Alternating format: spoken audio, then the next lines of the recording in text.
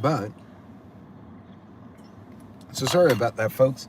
I go through certain dead zones in time in town, and it kills my live stream if I'm not careful. So, anyway, I'm going to restart. I'm going to give the Cliff Notes version for now, and I'll have to go back and edit that previous one later. In any case, the whole purpose of the video, this 18th of October 2025, they are planning to have a No King's Day protest in over 2,000 cities, and they're expecting families, various groups will be protesting. Hey, KP, yeah, I went through a dead zone and it killed my live stream.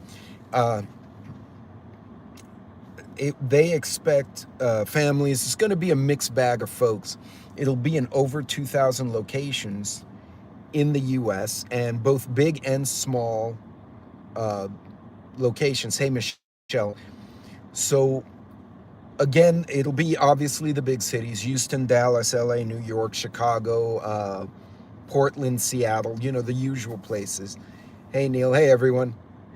And this will be Saturday, the 18th. So this coming Saturday.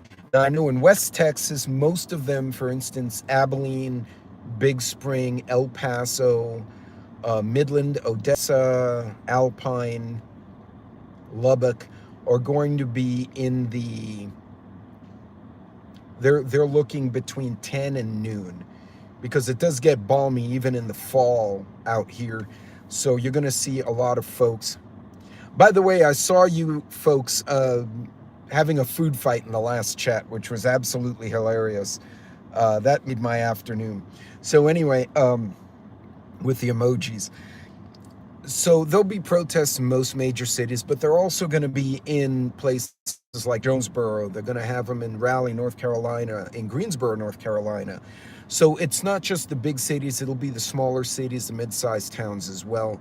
So hey, Skydive, it's important. Go to nokings.org and look and see if there's going to be a protest, a march, or parade, or whatever it is they're planning in your area. There are counter-protests planned. Now, I don't think Black Lives Matter is really involved in this. Antifa is, and there are a few other, more left-leaning groups are. All of them have publicly said, we do not endorse people fighting. Proud Boys, Patriot Front, the 3%ers have also said they will be out in a lot of the bigger cities. They have also said we will not instigate or start any fighting. And then, of course, they put at the bottom, we'll finish the fight, but we don't intend to fight. So all the bigger groups have publicly said they do not want to escalate. They want to simply say their piece. If it stays like that, not a big deal. They are expecting everyone from families, kids, adults. I'm not a fan of bringing anyone under the age of 14 or 15 to a protest where idiots can show up and then tear gas gets deployed. It'll absolutely zap your kids. But again, it's right now planned to be a daytime only protest across the country, obviously based on time zones. There are no overnight protests being announced at the moment. That does not mean that won't change. But you never know how things will go. So moving on from there, they're going to be, that's the kind of protests they're expecting. Those are the places they're expecting to do them.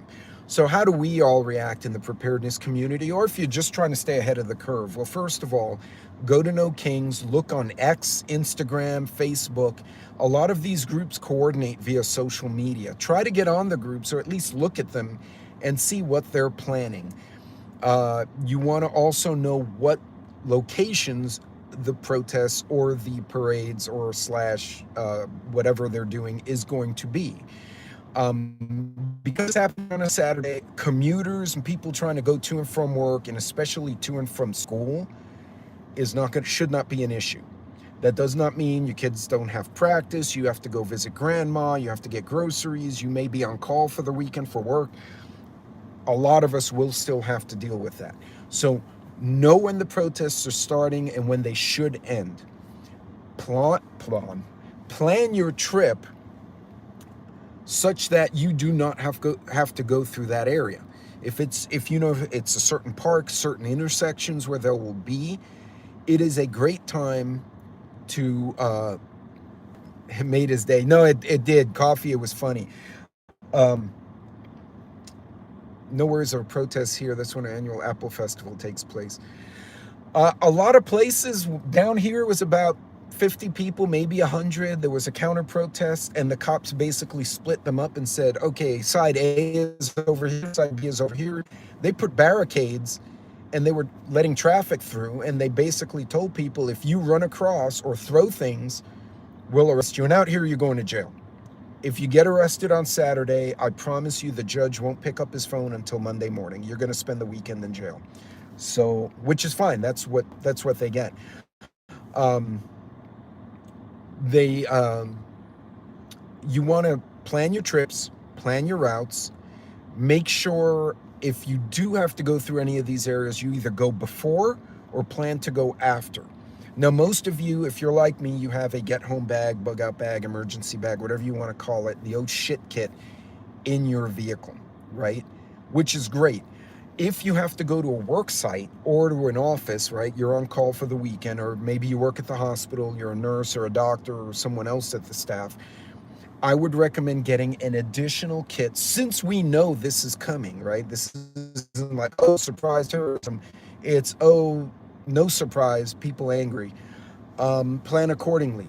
Before the protests happen Saturday, go to your office or your work site, and I would leave a duffel bag with a change of clothes and extra canned food, MREs, microwavable meals, whatever it is you think you need, granola bars, extra bottles of water, and leave it in your office or in your locker. If you have a desk in an open office, but you have a desk you can lock, you could put a little bag there. I would recommend if you have to go to work and say coveralls, overalls for work purposes, or you have to wear a suit like you work in a bank, you don't want to be running around the street or having to walk home in high heels or hard bottom shoes or in a suit, right? Think of 9/11. Those people were miserable, right? I would have a change of clothes, including sneakers or boots, tactical boots, not so we can be soldiers, but they actually are multi-purpose boots. Kind of tactical or hiking boot would be great. Sneakers are good too. Blue jeans, or if you're comfortable in, ladies, the yoga pants, that's fine. I would prefer have something with a belt, because having something with a belt, having a belt is very useful. I can put equipment on it. I can put my holster if I need to, but I can also, if I find things on the way. Again, have stuff so you can camp out at your work site or in your office, and you don't have to go into the street. From Tyson. To deal That's all with your messages. To deal with anything, right? You save yourself that problem. Make sure your car has gas. Make sure your tires are full. If you have to take a subway, a bus, a cab, an Uber, whatever, to your work site or to your office, it'll be very From hard. Tyson. Oh my God. That's everything. It'll become very difficult to get an Uber or get to a bus stop if a riot breaks out.